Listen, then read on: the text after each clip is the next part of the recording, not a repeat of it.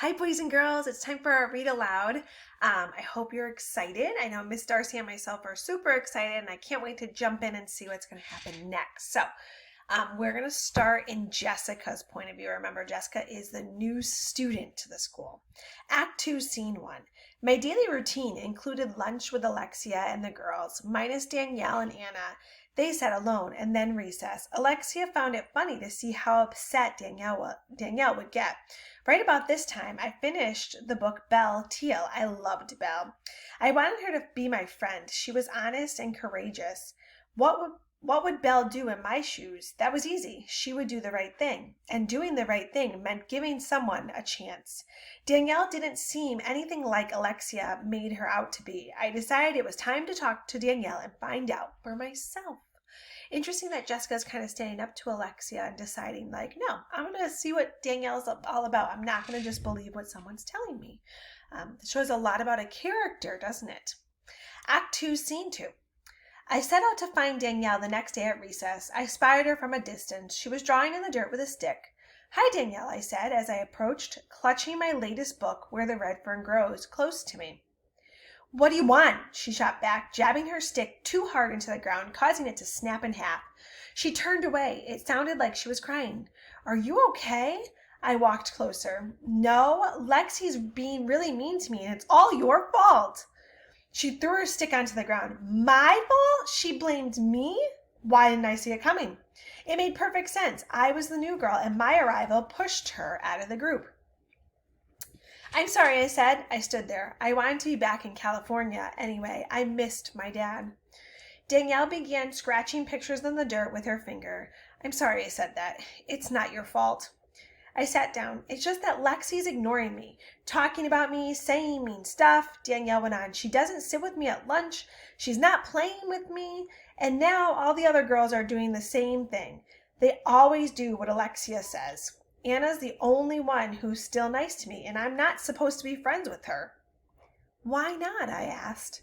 My family, especially my grandma, thinks she's a bad influence. I don't get it.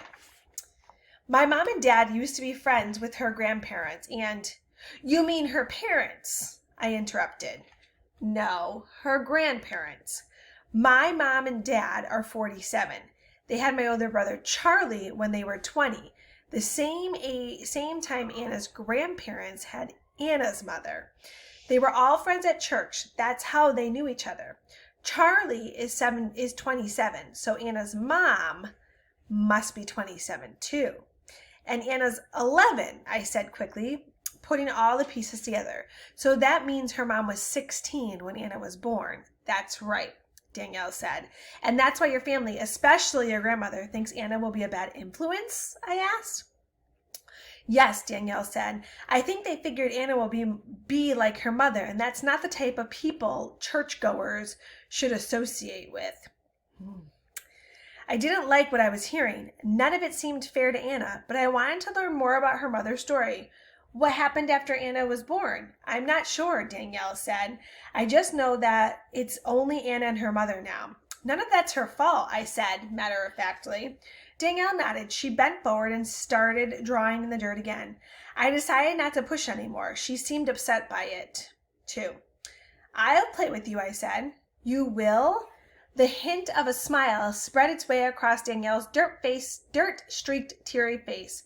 Sure, and I want to listen to Alexia. I slid Where the Red Fern Grows off the side and dug into the earth with my finger. I know that book. My grandmother read it to me. It's very good, I said. Everybody always likes a character with a dog. That's something my dad told me.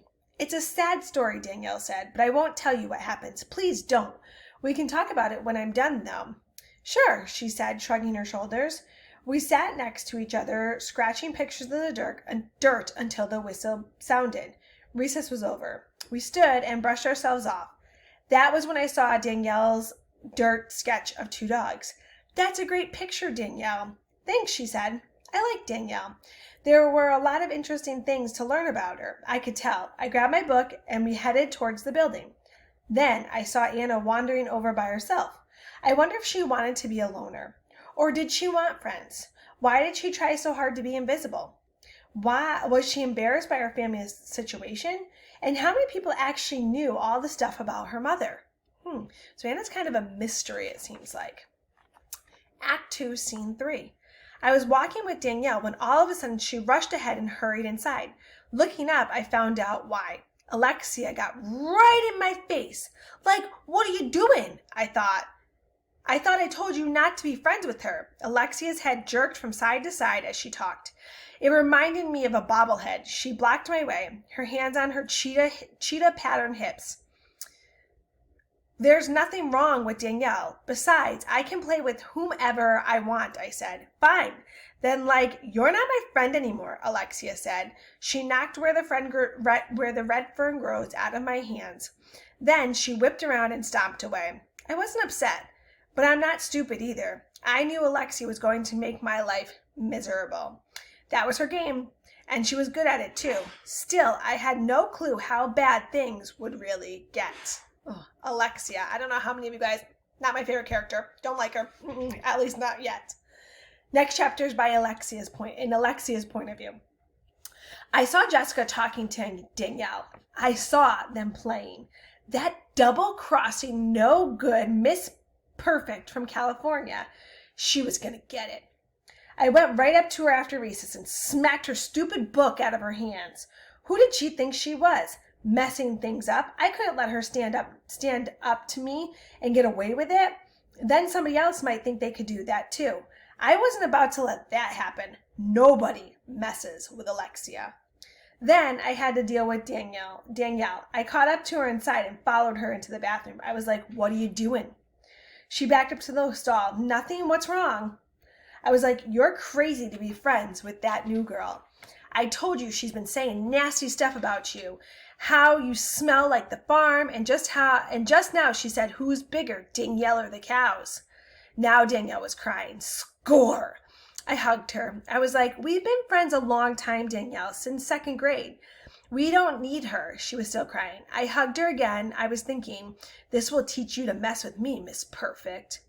I let go of Danielle and walked over and stood in front of the mirror. I fixed the scrunchie in my hair and readjusted my scarf. I reapplied some Princess Pink lip gloss. I was like, don't you worry, Danielle. We'll get her. Ew, Alexia, just causing problems all over the place. Next chapter is from Danielle's point of view. Let's see how Danielle's thinking. I ended up talking and playing with Jessica at recess. My troubles with Lexi weren't her fault. I told Jessica about Anna. Jessica thought Anna seemed nice, which was true. Anna was my science partner for the plant unit, and I liked working with her. You stay away from that girl, you hear me? Grandma said when I first mentioned Anna at home. Your grandmother's right, Danielle. That girl comes from a bad family, Mom said. She'll be a bad influence. I wanted to know why, so Grandma filled me in on Anna's family story. I just listened, but I couldn't help thinking about the Anna I knew. She didn't seem bad at all. In fact, I already liked her. I wanted her to be my friend. I don't know about you guys, but I'm already thinking to myself that just because Anna's mom had her when she was young, that doesn't make anyone a bad person. So Grandma seems like she's a little kind of maybe not giving Anna's family a really true chance to get to know who she really is. I figured that as long as I wasn't going over to her house, I could be friends with Anna in school. Before long, it was time to head inside. I walked alongside Jessica until I saw Lexi marching toward us. She had a mean scowl on her face. She looked mad, real mad, like Mama Cow determined to keep you away from her new calf. I rushed ahead. I didn't want to fight. I felt bad for leaving Jessica behind, but I wanted to avoid Lexi. I hurried inside and hid in the bathroom, but Lexi found me. The bathroom door flew open and she got right in my face. She told me all the mean things Jessica was saying about me. Like, you can even ask Katie or Emily. They'll tell you. Little Miss California is a two-faced, nice to your face and mean behind it. You need to stay away from her. Who's really two-faced? Is it Jessica or would you say it's Alexia? I started crying. Why would Jessica say those mean things? Lexi hugged me for a second, but it didn't make me feel any better. Then she walked towards the sink. She stood in front of the mirror, fixing herself. I sat in one of the stalls, wiping my tears. Like, you know what else? Lexi said, Jessica's the one who killed your plant. She knocked it over on purpose. She told me. I've known Lexi since second grade, when she was all nice. She even came over to my house once that spring, but her feather boas weren't a good match for my farm. So she hasn't ever been back. And then in third grade, she started with her mean games, so I've never been to her house. We're friends in school when Lexi says so, and that's it. Grandma says something else is going on with Lexi that we don't know about, and that it's best not to worry about being her friend. But I did worry. What was the truth? Was there anyone I could be friends with? Dear God, it's Danielle. I'm going to need your help sorting all this girl stuff out. I hope you don't mind. I'd rather not get Grandma involved. She doesn't always understand. Thanks. Amen. I'm wondering if Grandma's onto something, that if something else is going on with Miss Alexia that we don't know about. We're now in the section called November, boys and girls. So let's see what goes on. So the first chapter in this is by Luke. So it was November. Apparently that meant time for Mr. Turrup to get crazy with his math ideas again. I think he was on a mission to put us through his math gauntlet. Dollar word. We're going to figure out the number of blades of grass in the soccer field, he announced one day. What?